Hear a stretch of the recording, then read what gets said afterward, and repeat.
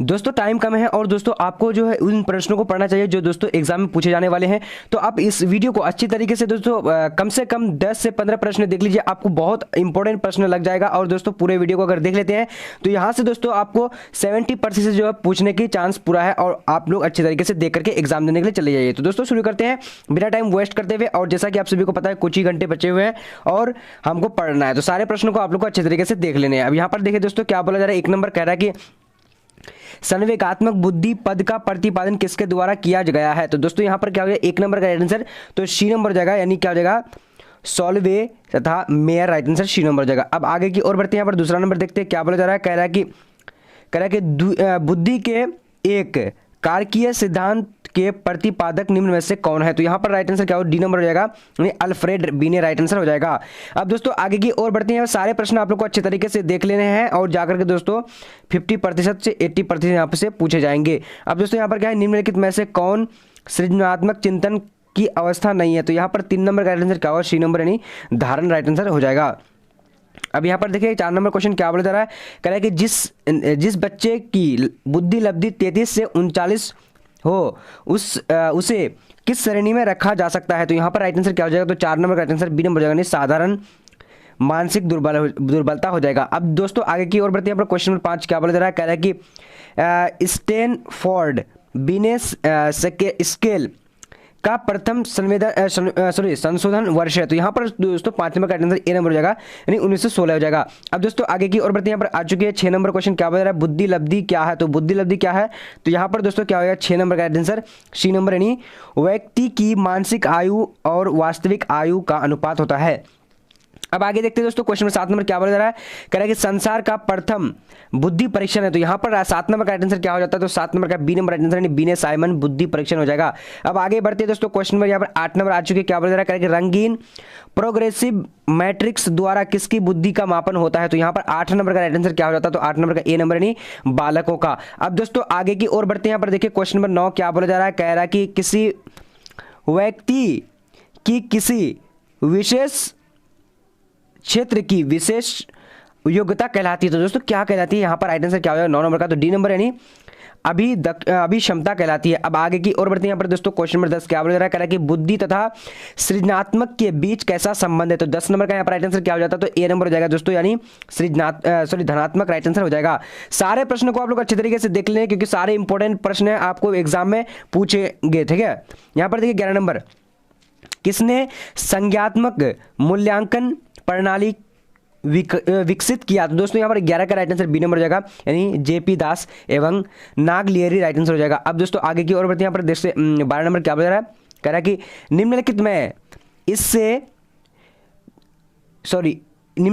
निम्नांकित में इरोज तथा थैनाटोस का तात्पर्य क्या है। तो दोस्तों यहाँ पर राइट आंसर क्या होगा 12 नंबर का, तो 12 का सी नंबर राइट आंसर हो जाएगा, यानी जीवन एवं मृत्यु मूल प्रवृत्ति से। दोस्तों यहाँ पर राइट आंसर में क्या हो जाएगा, तो सी नंबर।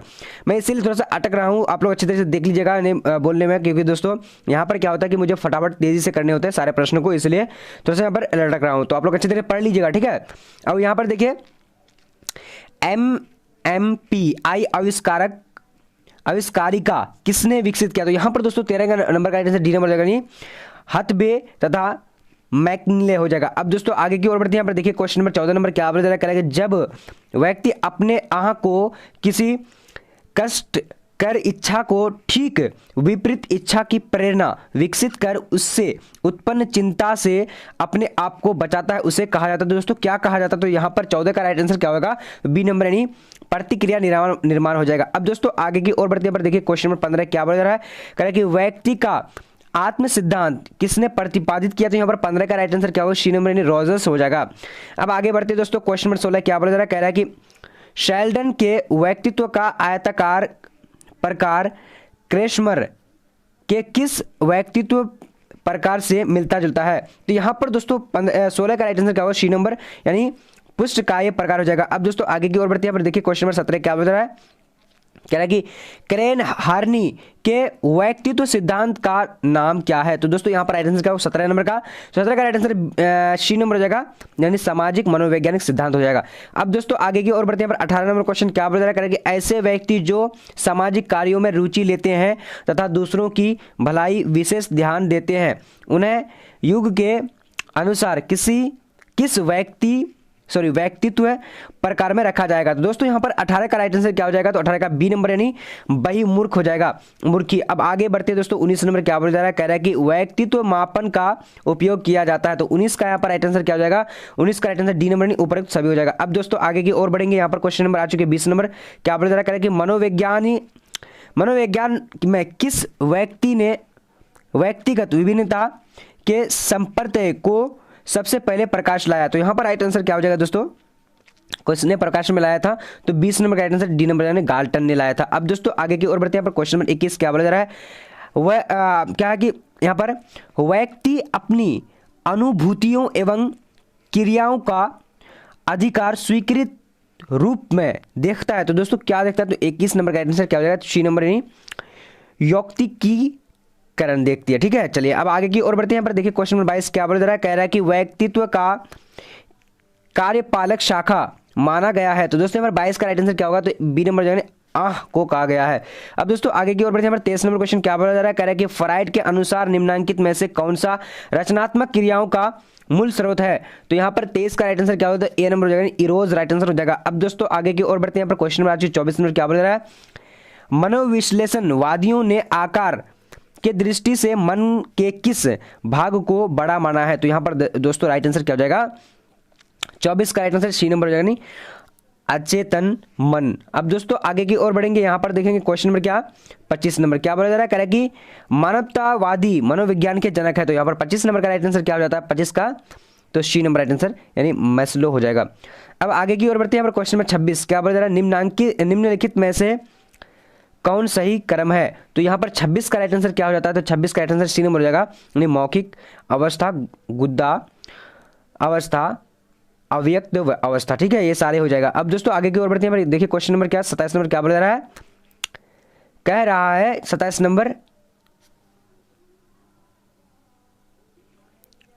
चलिए तो जल्दी जल्दी आप लोग देखिए यहाँ पर क्या बोला, सॉरी यहाँ पर राइट आंसर देख लीजिए हम लोग ये वाला सी नंबर। अब दोस्तों यहाँ पर देखते हैं 27 नंबर क्या कि रोशार्क परीक्षण में कार्डों की संख्या कितनी होती है? तो दोस्तों यहाँ पर राइट आंसर 27 का क्या हो जाता है? तो बी नंबर यानी क्या हो जाएगा 10। अब आगे बढ़ते हैं। यहाँ पर क्वेश्चन नंबर 28 क्या बता रहा है? कह रहा है कि बाह्य प्रतिबलकों के प्रति की गई प्रतिक्रिया है। तो यहाँ पर 28 का राइट आंसर क्या होगा दोस्तों? तो बी नंबर खिंचाव हो जाएगा। अब आगे की ओर बढ़ते हैं। यहाँ पर देखिए क्वेश्चन नंबर 29 क्या बता रहा है? कह रहा है कि दबाव प्रतिरोधी व्यक्तित्व में कौन विशेषता नहीं पाया जाता है? तो यहाँ पर 29 का राइट आंसर क्या हो जाता है? तो 29 का डी नंबर यानी दुश्चिंता हो जाएगा। ठीक है, चलिए अब आगे की ओर बढ़ते हैं। क्वेश्चन नंबर 30 क्या बता रहा है? कह रहा है कि तनाव के कारण शारीरिक रोगों का प्रतिशत है। तो 30 नंबर का राइट आंसर सी नंबर जाएगा दोस्तों, यानी 50% से 70%। अब आगे की ओर बढ़ते हैं दोस्तों। क्वेश्चन नंबर यहाँ पर आ चुके हैं।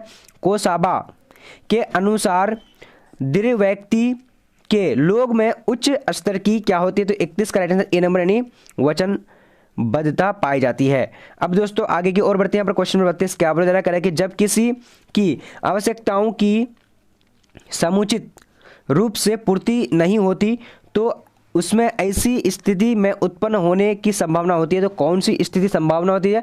तो 32 का ए नंबर जाएगा, कुंठ की, राइट आंसर कुंठ की जाएगा। अब आगे की ओर बढ़ते हैं। क्वेश्चन नंबर 33 क्या बोल रहा है? निम्नांकित में कौन असामान्य व्यवहार से संबंधित नहीं है? तो 33 का राइट आंसर सी नंबर जाएगा, यानी कमजोर याददाश्त। अब आगे की ओर बढ़ते हैं। यहाँ पर क्वेश्चन में आ चुके दोस्तों क्या बोल रहे हैं? 34 नंबर अपराधी व्यवहार के जैविक कारक है। तो यहाँ पर 34 का राइट आंसर क्या हो जाता है? तो सी नंबर यानी XYY क्रोमोजोम्स का होना। अब आगे की ओर बढ़ते हैं दोस्तों। यहाँ पर आ चुके हैं क्या? बुलिमिया एक ऐसी विकार है जिसमें रोगी को क्या किया जाता है? तो इसका यहाँ पर राइट आंसर क्या हो जाता है? 35 नंबर का। तो 35 का राइट आंसर जो हो जाएगा दोस्तों सी नंबर हो जाएगा, यानी भूख अधिक लगता है। अब आगे की ओर बढ़ते हैं। यहाँ पर देखो दोस्तों क्वेश्चन नंबर 36 क्या बोल रहा है? कह रहा है कि एगोरा दुर्भूति किसे कहते हैं? तो यहाँ पर दोस्तों 36 का राइट आंसर यहाँ पर हम लोग देख लेते हैं आंसर में क्या है। तो 36 का राइट आंसर जो जाएगा बी नंबर हो जाएगा, यानी भीड़ भाड़ वाले जगहों में से जाने से डर से। ठीक है, तो यहाँ किसको कहा जाता है? यानी एगोरा दुर्भीति कहते हैं। ठीक है, अब दोस्तों आगे यानी भीड़ भाड़ वाले जगहों में जाने से डर को कहा जाता है। अब दोस्तों यहाँ पर 37 नंबर को देखेंगे, क्या बोला जा रहा है, कह रहा है कि LSD निम्नलिखित में किस वर्ग की औषधि है। तो यहाँ पर 37 का राइट आंसर क्या हो जाता है दोस्तों, तो बी नंबर जगह यानी विब्रमोत्पादक। ठीक है, तो आप लोग देख लीजिएगा अच्छे तरीके से सभी तरह से। यहाँ पर देखिए दोस्तों क्या है, निम्नांकित में से कौन मनोदालिता का एक प्रकार नहीं है। तो यहाँ पर दोस्तों 38 का राइट आंसर क्या हो जाता है, तो डी नंबर जगह यानी क्या हो जाता, विद्रोही मनोविदलता। तो यहाँ पर दोस्तों आप लोग देख लीजिएगा, आप फटाफट से अब यहाँ पर देखते हैं 39 नंबर क्या, निम्नलिखित में से कौन सा लक्षण आतंक विकृति नहीं है। तो यहाँ पर 39 का राइट आंसर क्या होगा, डी नंबर यानी बाध्यता हो जाएगा। अब आगे की ओर बढ़ते दोस्तों, क्वेश्चन नंबर देखेंगे हम लोग। यहाँ पर 40 नंबर क्या बोला जा रहा है, कह रहा है कि मनोविदलता के रोगी का सबसे मुख्य लक्षण क्या है। तो दोस्तों यहाँ पर राइट आंसर क्या हो जाएगा 40 नंबर का, तो सी नंबर यानी वास्तविक जगत से संबंध टूटना। तो जल्दी जल्दी आप लोग चैनल को सब्सक्राइब कर लेना और आगे वीडियो आने वाली है।